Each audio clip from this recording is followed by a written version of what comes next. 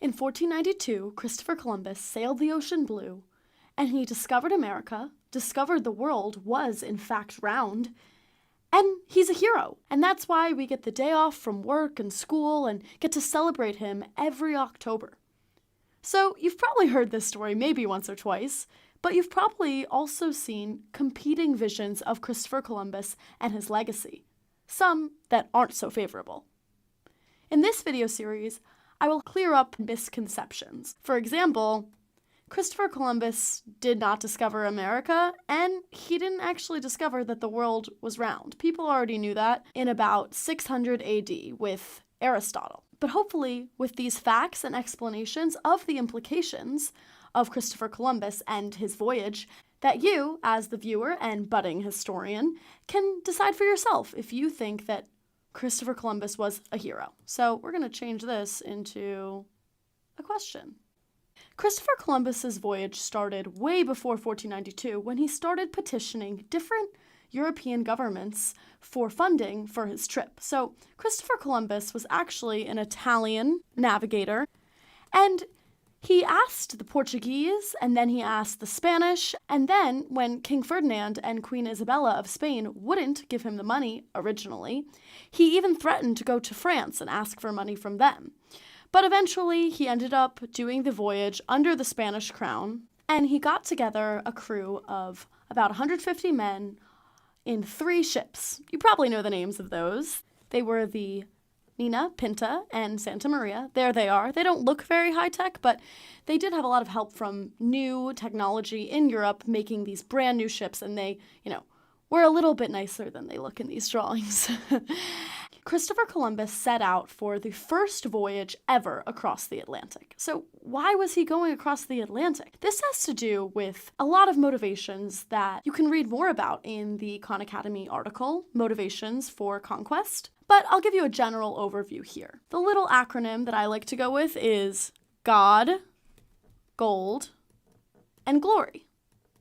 So these were some of Christopher Columbus's main motivations, and I would say it was mostly about gold and glory. Christopher Columbus aimed to find a new route to the West Indies. So the West Indies were somewhere, over here, really, if you're looking at this map. And Europeans had to travel by land all the way down through the Middle East to the West Indies over here. Along that route, there were many middlemen that imposed taxes, and it was just a really, really hard route to navigate. So Christopher Columbus wanted to find a way that he could go west to get to the east. Christopher Columbus knew the world was round, right? He wanted to go like that.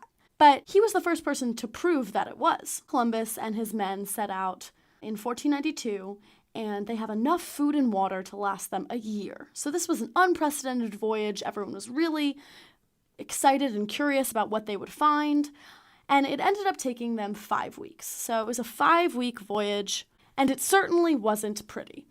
There were many times where the shipmen lost morale, and Columbus himself had doubts. So he even made this promise to the people on the ship. He said, the first person to see land will get a silk coat. And so this was a way that he increased morale when things were looking really rough.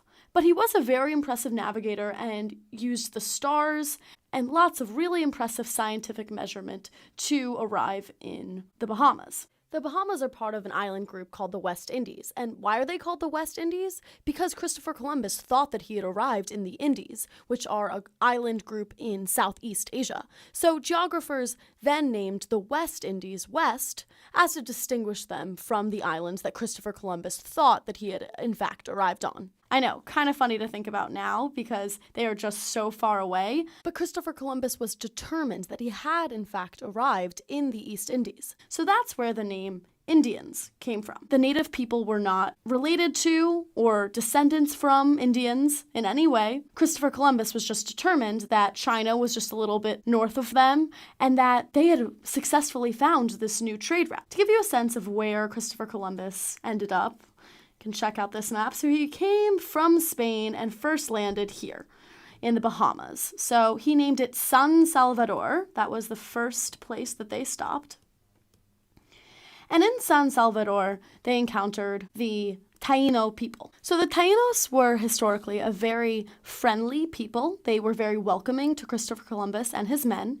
And Christopher Columbus actually wrote this all down in his journal. So a lot of the records that historians reference and argue a fair amount about come from both Columbus's journal and his probanzas de merito. These were literally proof of merit in English. And so Christopher Columbus had to write back to the Spanish crown to make sure that he was actually making progress on his mission, that he was, in fact, finding a new trade route and increasing capital for the Spanish crown, or else they would stop funding him. So there's a lot written about his voyage between his journal and between these official documents. And within those documents, you can see that Christopher Columbus and his people had intentions of conquering and colonizing the Taino people. Christopher Columbus writes, "They were very well built, with very handsome bodies and very good faces. They do not carry arms or know them. They should be good servants." Later on, he writes about the Taino people who were historically jewelry traders and helped them a lot with finding different resources and gold and silver. He writes, "I could conquer the whole of them with 50 men." These sorts of quotes from Columbus's journal provide evidence to historians that Columbus's violence against the Taino people was premeditated and planned. So this photo down here depicts the Taino people welcoming the Spaniards. And this image depicts the traditional Taino culture. You can see the jewelry, which Christopher Columbus writes extensively about. Lots of gold jewelry. He found it very beautiful. He was met by these friendly people, but he did have intentions of colonizing them and turning them into servants and slaves, which he then did. So when he returned to Spain, 25 Tainos got on the ship with him back, but only 7 survived. And so this began the practice of forcing the Tainos into servitude, which would increase over the next 10 to 15 years, during which Christopher Columbus would come back and forth to the Caribbean. Ultimately, Christopher Columbus made 4 voyages. So the first one was in 1492 up here, but then there were 3 more voyages over the next couple years. And over the course of these 3 voyages, the Taino people were decimated by violence and disease. So between the forced servitude and the mutilation that the colonizers would practice, they would actually cut off the Tainos' limbs or hands if they refused to do work for them.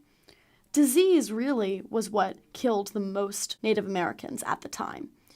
On the ships, the colonizers would bring with them, yes, weapons, but most notably microbes that the Taino people were not accustomed to fighting off. When they would come into contact with these new diseases, the Native Americans were killed in the masses. So over the course of Christopher Columbus's colonization of the Caribbean, he ended up going to, I'll scroll up and show you a little bit more on the map. He ended up going to San Salvador. That was the first stop, then to Cuba, and then to Hispaniola, which is the modern-day Dominican Republic and Haiti.